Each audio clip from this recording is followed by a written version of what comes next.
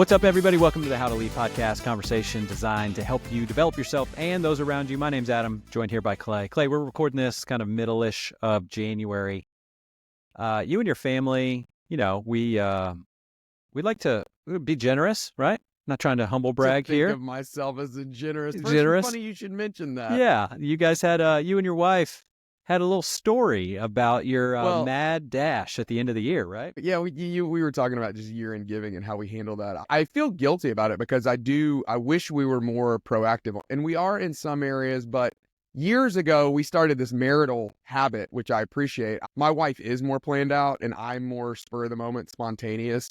And so that used to create some conflict. So about probably 10 years ago, every year we set aside like a certain percentage of money that is, we're not going to give to our church. We're just going to give to some other nonprofit. And either one of us can just go for it whenever. But what has happened the last couple of years is we get to the end of the year and we haven't hit the number yet. And so December 31st, the last day, the last day of the year comes, and we're literally sitting down going, okay, you said you wanted to, and then I had this, and okay, are there a few others that? Yep. And the most frustrating thing that happens I know where you're you going. Get on their website and you can't find the dang button, or something's broken and it's convoluted, or just hard to use. You have to create a username and password, another password to log in and do all that. Maddening. Yeah, it is. It's maddening. Well, I had my similar experience. It maybe wasn't on the 31st, but it definitely is the end of the year. And we wanted to all the money that we had saved up, wanted to give to our local church. Our local church uses PushPay, who's a proud sponsor of this podcast. And Clay, I kid you not, and I said this when they were on the episode and we were talking to their CEO, and maybe 35 seconds is what it took. 35 seconds. Like, you just log in, put your phone number, there's a verification, how much, boom, done, right? Done, move on to the next one. And so we know a lot of church leaders listen to our podcast. We are grateful that PushPay is a sponsor. And so if you would like that to be your story at your church, you want your church members to go around and go, you know what, giving is so easy. So then go check out pushpay.com. Or if you're a member of a church and you have the experience like Clay and his wife did, where you have to log in and it's annoying, tell them about PushPay.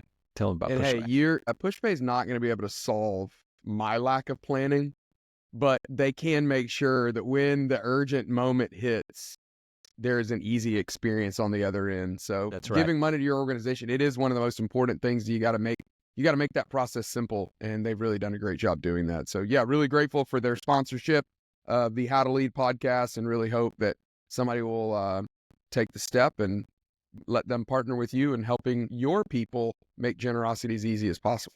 That's right. That's right. It is literally the easy button for all of that. Okay, here's what we want to talk about today. And so this is a little bit, I don't know if we had some music, like some confessional music as we go through with all this. So I've been, kind of a story here, been working on my next book and talking about some experiences that I've had in the past in my career.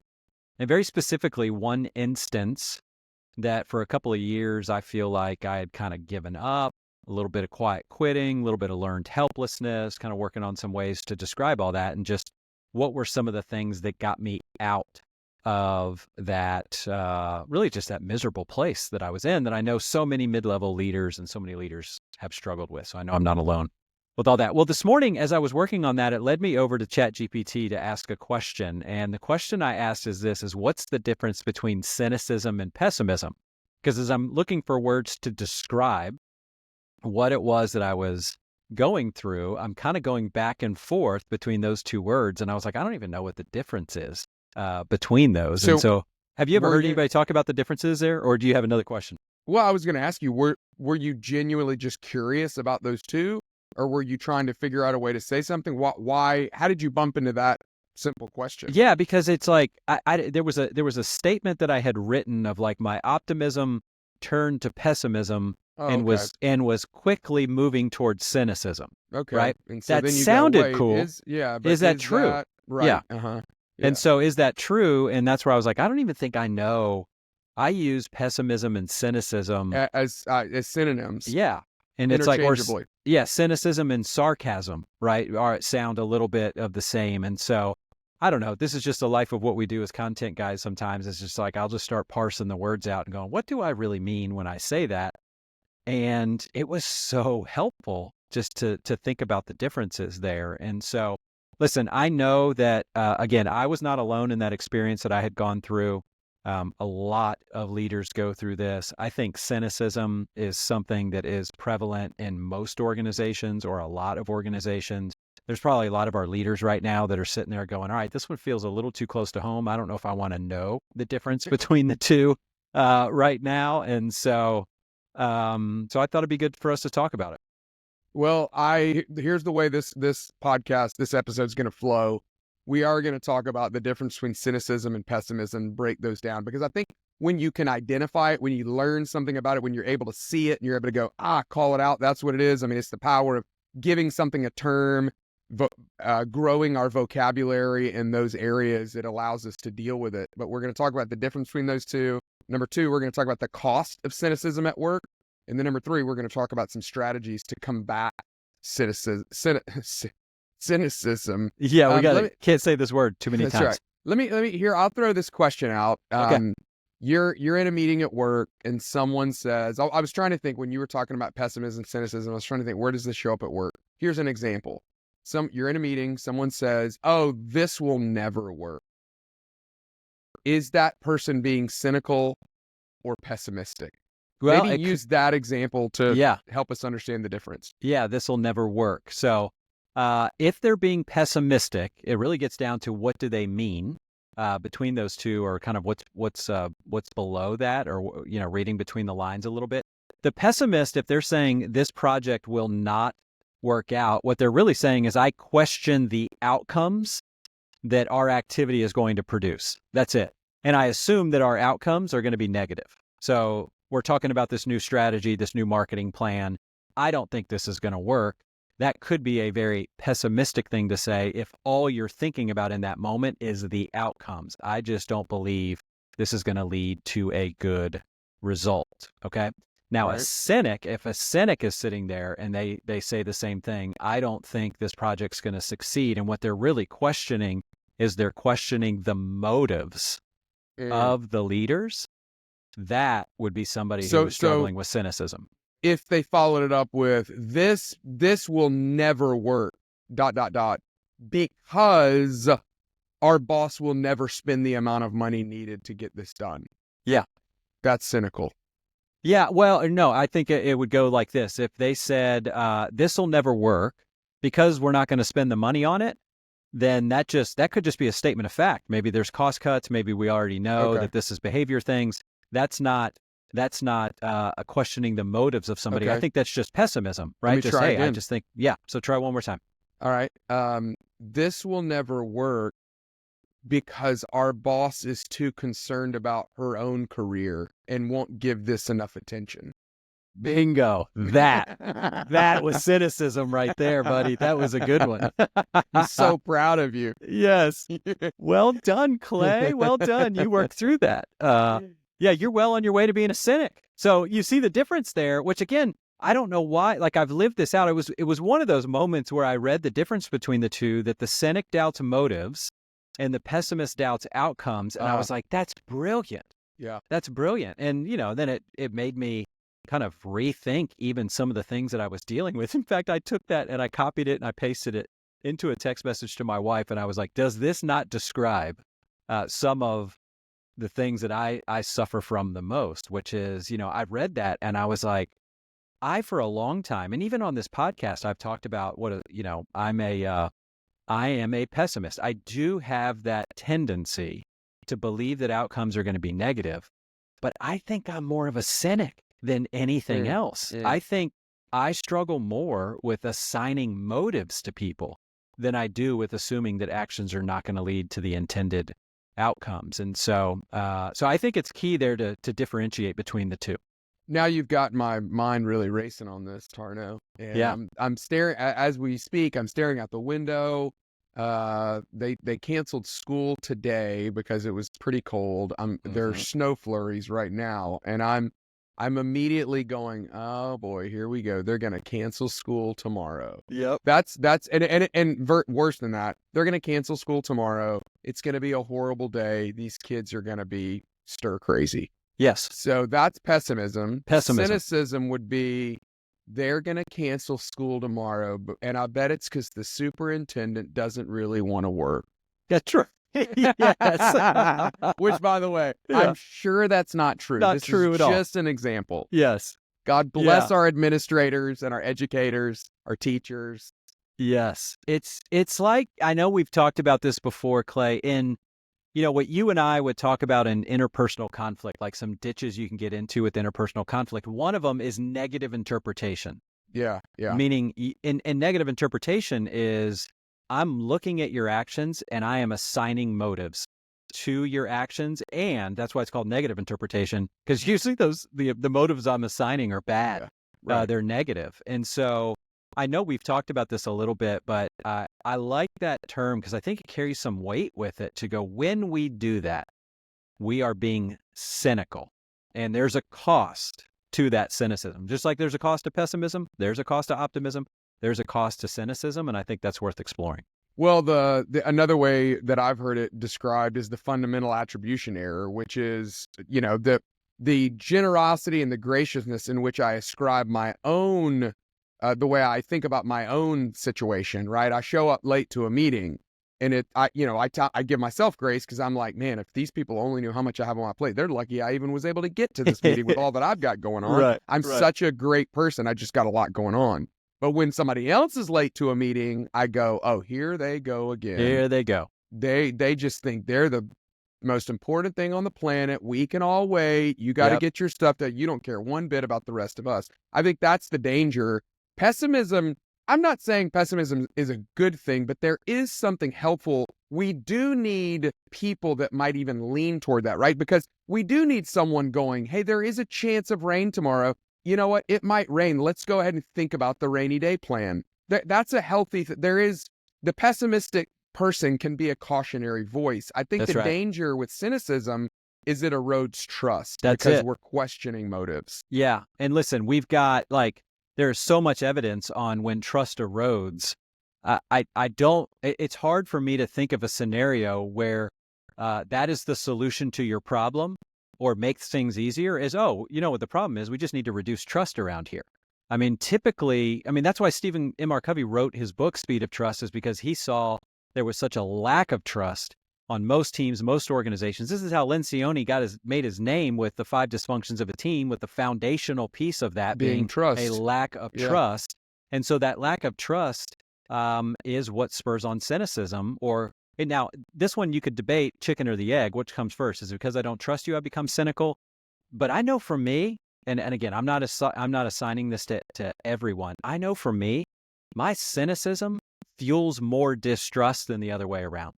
And we could unpack that. I probably could go to sit in a therapist's office for, a couple of sessions to unpack that.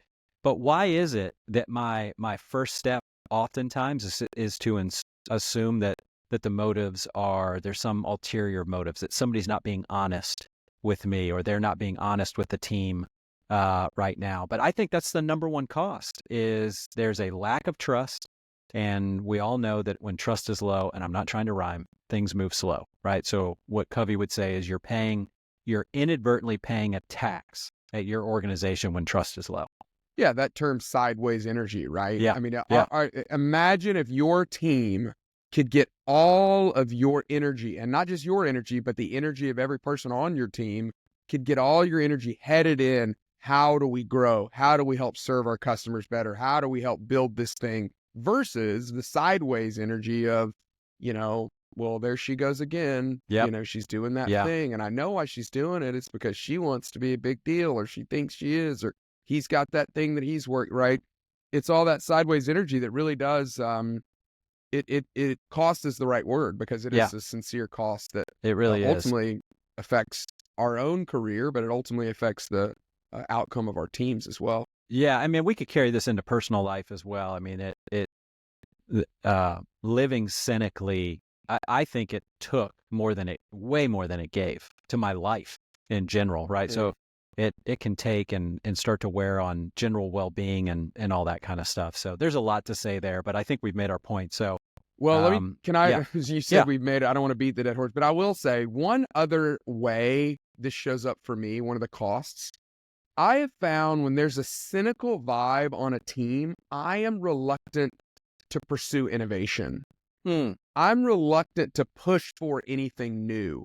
okay, yeah, Because I feel like people, if I'm worried that, oh, they're going to think that I'm trying to be the superstar, or I'm trying to come up with yes, an idea to make a name for myself, or innovation is always a response to something that could be better, which can be perceived as a criticism of what is going on. And so if the cynic is always going, oh, here he goes again, he thinks that we're all just a bunch of morons and we can't figure this out, so he's got to come up with a new idea, right? If that kind of mood persists on a team, I think it's going to be a massive hindrance on people's willingness yeah, to innovate. yeah. That's a great point. That really is. Yeah. So yeah, we got to watch out for some of that stuff because again, it's not gonna do a lot to bring the team together. It's gonna damage relationships. It's gonna stifle innovation. I mean, the list goes on and on and on. And so let's do this with just the last few minutes. Let's just talk about some strategies to combat it. And I just want to put this out there. To me, if you're somebody who struggles with cynicism and you're listening to this, and now we're getting to the part of going, okay, what to do about it? You probably have heard the same pithy advice that runs through my mind when I've heard this, and that pithy advice is, you know what we got to do? We have to assume the best about everyone, right? I think you can tell my view on that just by my subtle little tone variation there. I've heard that advice. I've probably given that advice. It sounds easy to say it. It's incredibly hard to do. And so I want to provide some strategies that I think are a little bit better than assume the best, although that will be helpful. More nuanced? Yeah, maybe more nuanced would be a great way to do that. And so here for me, let me just put this one, because I want to put the strategies in two areas. Let's talk about those who struggle with cynicism, and then let's just talk about leaders who want to try to combat cynicism on their team. I think there's a couple different strategies here.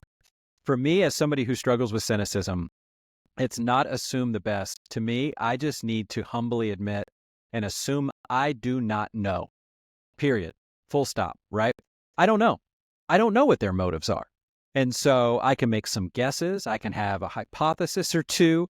But if I'm going to be a good, quote, scientist with my hypothesis, what do I need to do? I need to go test it and verify it. I need to go ask questions about it. And so to me, and this is where a little bit with like negative interpretation, the number one way to avoid negative interpretation is when you are starting to interpret something, just go ask. Just assume you don't know.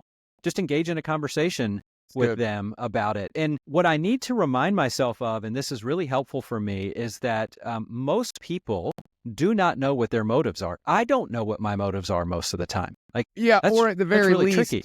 You haven't done the work to stop and figure out what it is, right? We're all just kind of moving and responding and acting. And to your point, they might have a bad motive, but it's not like they're conspiring, right? That's right. Like, here's what I'm going to do. That's right. They're just kind of they probably haven't even thought of it themselves. And so just asking, just suspending your own judgment, showing some curiosity, assuming, hey, I don't actually know, it at least brings the conversation to the surface to where they might even have a moment of discovery, which could be really helpful. That's right. And so that for me is a big unlock with all of this, is when I find myself, and listen, this happens most of the time when I'm driving home, I'm on the walk, I'm in the shower, I'm thinking about something. It's in these private thoughts. The ruminations, right? That's right. When we start ruminating about work. That's when I need to remind myself, the fact is, I do not know, period. And so I've got one or two options. I can either stop guessing, or I can go and ask some questions and try to get to the bottom of it. And so then there's some things too with like play out the worst case scenario of, okay, well, what if their motives are bad? What if they are self-interested? Like play that out a few times and see what are the risks of them playing that out. If maybe somebody does have some bad motives, then maybe what this does is it leads me to an area where I need to be more assertive and just like let them know what I want, just to kind of to make sure that I'm not going to be taken advantage of or something. But anyway, that for me as an individual is the number one thing. Is just assume I don't know. I think we got to have our safe people too, right? I mean, you Mm-hmm. got to have the person that we all know who's the person that you call when you want to vent about work. And you probably know how's this person going to respond. Are they going to pour it on? Are they going to pour gasoline on the fire? I've got two sisters. Whenever I need to talk about something odd that my parents have done, I know which answer each sister's going to give. One sister's going to pour gasoline on it. And then I've got one sister who she just has this knack. She has this unbelievable way of kind of looking at it from the other side. Mm. And she's usually the one that I need to talk to because she's Yeah, the one that that's can help good. me get more balanced and more centered. And I would imagine that you have people like that in Yeah. at work. So Yep. I would just be really careful about the people that love the mutual negative bonding, right? That's really dangerous, even though it does feel good in the moment. It's kind of like eating like some sugar, you know? It gives that little Little high. rush. Yeah. That's right. But go find the people that are going, hey, I know you're really good at this. Here's what I'm experiencing. Help me see the other side. Show me what I'm not. Show me what I'm missing. We got to have those balanced, wise, thoughtful friends that are able to help I get us love it. to a more centered spot. Great. I love that. Okay, so there's a couple strategies there. Here for us as leaders, we're leading a team. I think the reminder for us here is just things we've talked about on this podcast before, but again, we can't say it enough. Get in the habit of declaring your intent as often as you possibly can, right? So sharing the why behind decisions, sharing the intent behind giving critical feedback, sharing the intent behind why you are challenging an assumption or coming up with an innovation. I think all of those little intent declarations as a leader that you can make are hopefully, filling in the gap for people so that they're not going to have to sit there and question your motives and then ultimately, maybe get to a cynical position with all this. So if you were going to just control what you can control, is as often as you can try to declare your intent. What else would you say there, Clay? Well, this is a very relevant conversation because I was with a team last week and they were setting their, all right, here's what's most important for this year. You get to the end of the year and this hasn't been done. You're going to be kind of frustrated. And one of them said, the thing I need to do more than anything else is we've got to change the atmosphere on our team. We've grown this kind of negative edge. We find ourselves often sitting around and talking about the Yep. group of people making the decision, whether it's the central organization, another department, assigning motives, to your point. And it was really interesting to think through. Now, again, I didn't have this language. This would have been helpful to have the difference between pessimism, cynicism, and even negativity. He was just using the term negativity. We're very negative. But some of the ideas that were thrown out, because I threw it out to the group. I mean, somebody said, hey, how some, staffs have like a cussing jar, like, do you need like a cynicism jar where you put in $1 or put in I'm going to buy lunch or whatever it is, right? Yeah. Just a way to hold each other accountable. Again, it gets it to the surface to go, let's talk about why that is. I would just say there's also you have to make a decision as the leader of the team to go. I think you might even need to have a confession up front, right? To say, hey, I just need to let you all know I've been cynical and I've been allowing it. And I know some of you have gotten involved with it as well. Yep. I want to be different this year. And then you got to decide when the conversations do start rising, where the cynicism starts fostering you start hearing people talk about it. You got to decide, we're going to nip this in the bud, right? I'm not going to allow this to persist. That's right. Just for the sake of our own health, for the sake of our own trust. We're just not going to allow it. I think there's got to be kind of a decision of the will that you decide, hey, we're not going to have this. We're not going to sit around in team meetings and do this. That's right. That's right. That's really good. I like that. I'm reminded of that old Bud Light commercial where they had the swear jar and they just went around cussing more so they could buy more Bud Light. And so maybe we need that for the cynicism jar. That is fantastic. That is a really good idea with all that. So anyway, I like this, right? I think a lot of big organizations set themselves up. There's something about that environment with hierarchies, tiers of authority and levels of leadership and collaboration and so many people that is an environment that is really set up well to become cynical, but it doesn't mean we have to give into it, right? So hopefully we've helped people today by differentiating the differences between cynicism, pessimism, negativity, what is the cost, and then hopefully a few of those strategies have been helpful. So Clay, as always, great combo. Thanks, Adam. You too. Well, that's all we got for today's episode of the How to Lead podcast. You can always reach out to us via email. We can be reached at info@howtolead.work. That's info@howtolead.work. Every episode is mixed and edited by the team over at Sound of Erodes. You can learn more about them at soundoferose.com. Thank you so much for listening. We'll talk to you again next time.